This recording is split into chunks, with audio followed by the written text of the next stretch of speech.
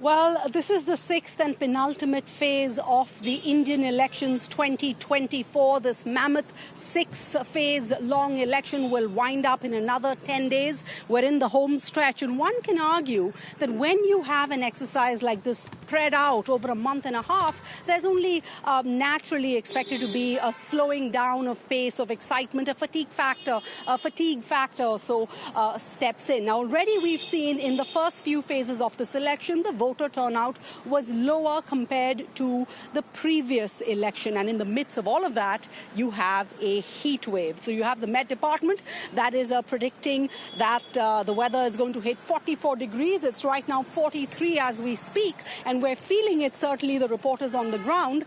And the Election Commission, which is the body that has the responsibility of carrying out this mammoth exercise, has put out an advisory to all of the residents of India, reminding them of their constitutional right and duty to vote. And as you can see behind me at this polling station, we have seen a steady stream of people going in despite the weather. Remember, as you point out, the BJP is hoping to make history by winning for a third consecutive term. If that happens, Prime Minister Modi will go down. He'll have a place in the history books alongside Nehru, the only other three-time Indian Prime Minister. But is Delhi going to be a cakewalk for the BJP as it was in the last two elections?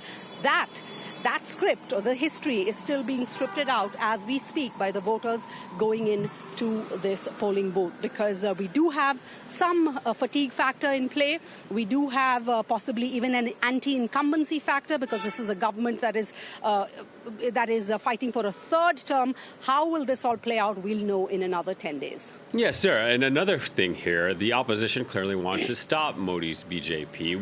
What chances does this opposition have? Well, let's talk about Delhi. It's a good way of showing you what's happening on a national, what's a national phenomena that's happening over here. The BJP, that's Prime Minister Modi's party, has won Delhi in the last two elections. It was a comprehensive victory, a complete rout. But at that time, last year, the anti-BJP vote was split.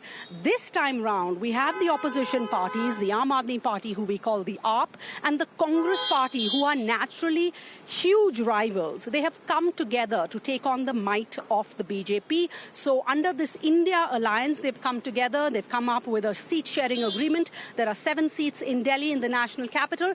The Aam Aadmi Party is contesting in 4 of these seats. The Congress has not fielded a candidate here. They're not competing with the Aam Aadmi Party. And in the other 3 seats, the Congress has fielded a candidate. AAP is campaigning for their rival, the Congress's candidate. Why have these opposition parties done this? Really, it's a matter of survival for them. Over the past year, we've seen leaders of opposition parties. They say they've been harassed by central agencies that fall under the BJP, whether it's the Enforcement Directorate, the CBI, who've harassed them on corruption charges mostly. The Aam Aadmi Party has had 4 of its senior leaders be in jail in the run-up to this election, including the Chief Minister. So the opposition parties have come together this time because they believe unless they can stop the juggernaut of the BJP together, they are going to be wiped out. Now, the question is, will this strategy work?